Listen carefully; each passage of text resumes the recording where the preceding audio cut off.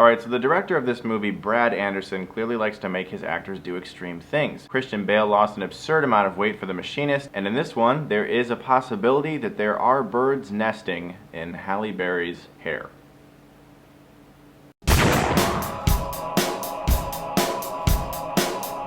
The Call is directed by Brad Anderson, and it stars Halle Berry and Abagail Breslin. Now, this movie is about a 911 dispatch operator. She gets a 911 call one day that there is a man inside a girl's house. She's trying to hide from him, and Halle Berry's trying to instruct her about how to be safe. That goes wrong, and that disturbs Halle Berry's character greatly, and she can't be a dispatch operator for a while because it's just gotten too close to her, and she has to separate herself from that event. One day, she is forced to pick up the headset again and answer a call, and it just so happens to be Abagail Breslin's character, who has been locked inside the trunk of a car, and Halle Berry suspects that this kidnapping could possibly be related to the first one. Now, the trailer for this movie truly looked awful. I had no idea what to expect going into this movie because it just looked really like a made-for-TV movie, and I was really surprised too because I actually love The Machinist. I thought it was an excellent Twilight Zone-like thriller with a knockout performance that was sadly looked over by the Oscars by Christian Bale. But this movie just looks so cliched and silly, and honestly, if you've watched the trailer for this movie, I can tell you've pretty much seen the major portions of each act. So please,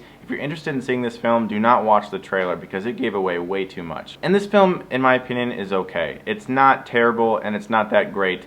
There are definitely moments in this movie that I was invested in where I was riveted by the action, where I was riveted by the characters, and maybe a few moments in the movie that seemed like, okay, this is actually a pretty intense scene here. Unfortunately, I saw the trailer for the movie and I knew the ending of like each scene. But it's not just that. This movie can get a little bit ludicrous. Now, I have two friends who are actually 911 police dispatchers, and I was curious about how accurate the film was, and they saw the same screening with me. So after the film, I asked them, how'd they do? And they said it was actually surprisingly pretty well rounded and accurate in regards to how things are. The technology was a little better for the dispatchers for what they have in the movie than what we have here in Cleveland, but they did say that it was surprisingly accurate, and so for that reason I gotta give the film props because that's something I wouldn't know about since I know nothing about that. But according to my friends, the movie did a good job of handling that accurately. So if you are a policeman or a police dispatcher or know somebody who is, you can probably watch this movie without being incredibly annoyed with all the factual errors it makes. Halle Berry is really good in this movie, actually. I thought she did a good job for this film. Her role requires a lot of emotion, and I thought that she gave what her character needed to this movie, and I was impressed with her performance. Now, Abagail Breslin, I do like her as an actress. I've liked her ever since I saw her in Signs. A little girl in Signs, a little charming, cute little girl came on screen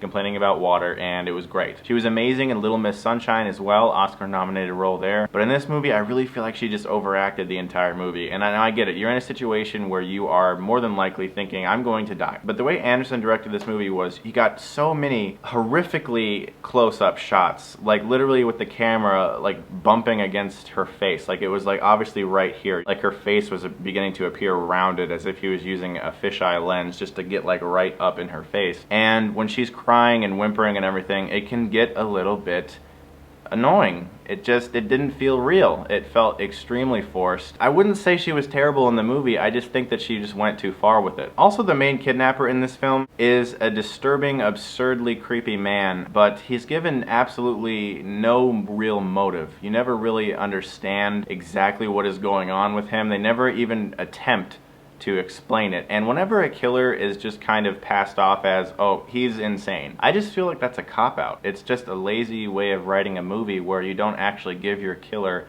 any type of real motive for doing the things that he's doing. He's just a nut job. And I know people like that exist, but for entertainment purposes, I would have liked a more viable explanation. The movie isn't poorly directed, but there's nothing terribly remarkable about it except for the fact that this guy has a good way of showing you really close-up, intense images that can kind of get under your skin. He did it a little bit too much though, and I feel like Brad Anderson could have possibly held back a little bit in this movie by using the camera as a way to express intensity, where he should have had the characters and the dialogue be able to express that intensity better than just kind of shoving a camera a centimeter away from the main actress's eye. But The Call was not a terrible movie. It did feature a really good performance by Halle Berry. It had some good set pieces, some good moments where I was invested in the tension. But something I haven't mentioned without spoiling anything is that the last 20 minutes of this movie are absurd. It loses almost all credibility that the film set up before that, and it just didn't work for me. But overall, I will say that The Call is possibly a good rental just to pass the time. I'm going to give it a C+.